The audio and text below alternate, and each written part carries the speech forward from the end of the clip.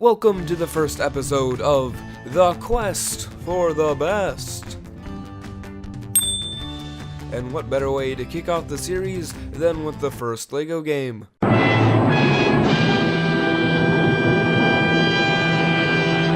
Anyways, LEGO Island was released by Mindscape Games on September 26, 1996 for Microsoft Windows. Yes, the same game company that made the infamous Paperboy for NES. The game did surprisingly well, selling close to 1 million copies in the US alone, making it the 15th best-selling computer game of its time. But what makes this game so special that it's still remembered today? One thing that sets this game apart from many of the other games of its time is that it was open world. Once as you started playing, you could choose to do anything you wanted on LEGO Island.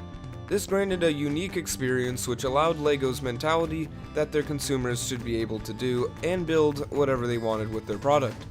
In fact, this exact idea was used in the bulk of the game's advertising. What if you could change anything you wanted? I love you, little bro. You can in LEGO Island, the new CD-ROM game. This idea is consistent throughout the entirety of the game, allowing you to change characters, hats, and customize your own vehicles.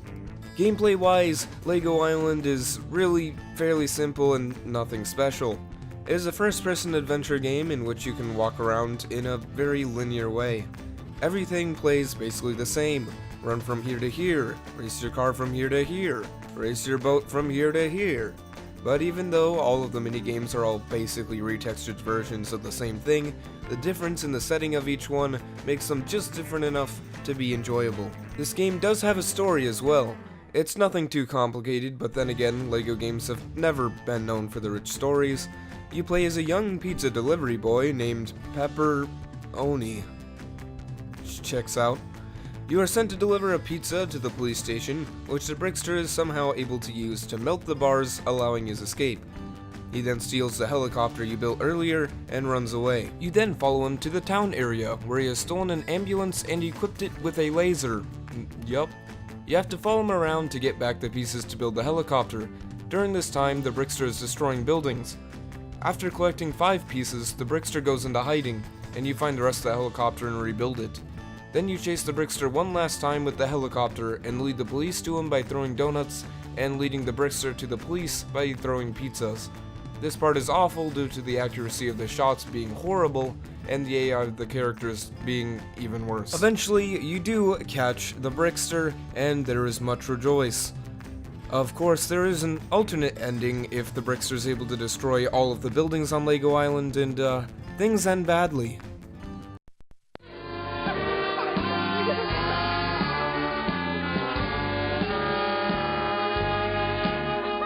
It's mine! All mine!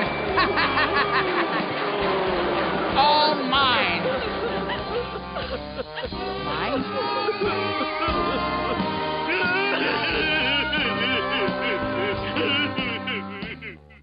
Just don't worry about that. The graphics of the game are actually surprisingly good for it being over 20 years old.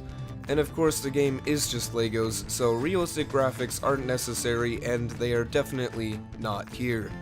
The graphics fit the gameplay, so I can't complain. The customization of vehicles is very limited, allowing you really to only change the individual pieces' colors, and the colors only, but it is still fun.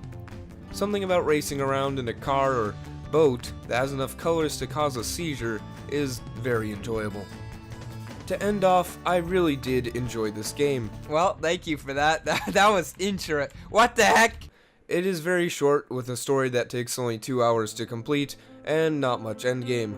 But that's not what the game is about. It's about the ability to just explore. It's about the ridiculous humor that comes with a game set in a LEGO world. It's about just having fun.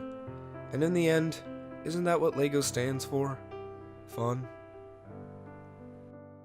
Actually, before you go, I just found out that the main character of the game, Pepper-Oni, was voiced by the same kid as Andy from Toy Story.